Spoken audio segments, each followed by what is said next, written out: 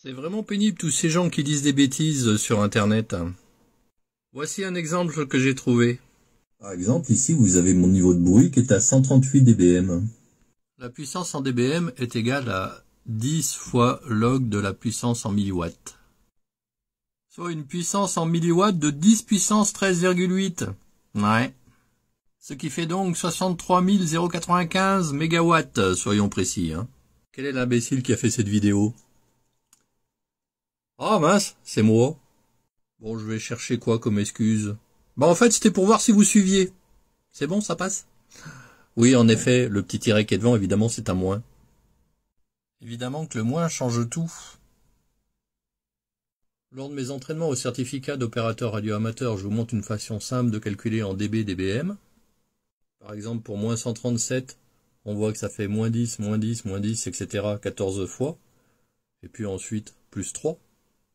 Et comme on sait que moins 10, c'est divisé par 10, donc ça fera divisé par 10 14 fois.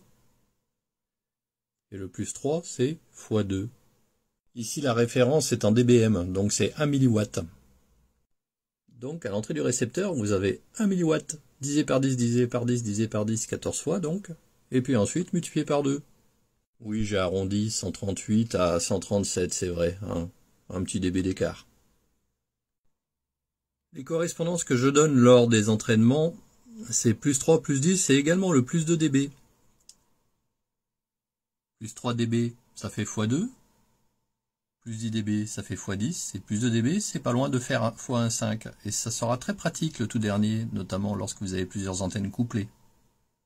Un petit exemple concret. Là, par exemple, 3 antennes de 6 dB chacune, qui sont couplées ensemble. On va considérer que le couplage est parfait. Non, le gain total n'est pas de 18 dB. On n'additionne pas les dB. Par contre, le gain total est multiplié par 3. Et le multiplier par 3, vous allez le convertir en dB.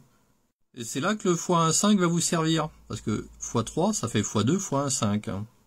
x2, ça fait plus 3 dB. x1,5, ça fait plus de dB. Donc au 6 dB, vous allez additionner 5 dB. Ainsi, le gain total est de 11 dB. Comme vous pouvez le constater, les dB sont là pour vous faciliter les calculs. Lors de l'examen, vous avez souvent des valeurs en dB.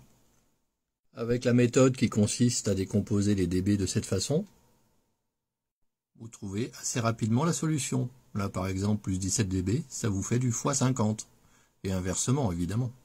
Par exemple, x400, c'est x10 x 10 x 2 x 2, soit 10 plus 10 plus 3 plus 3, soit 26 dB.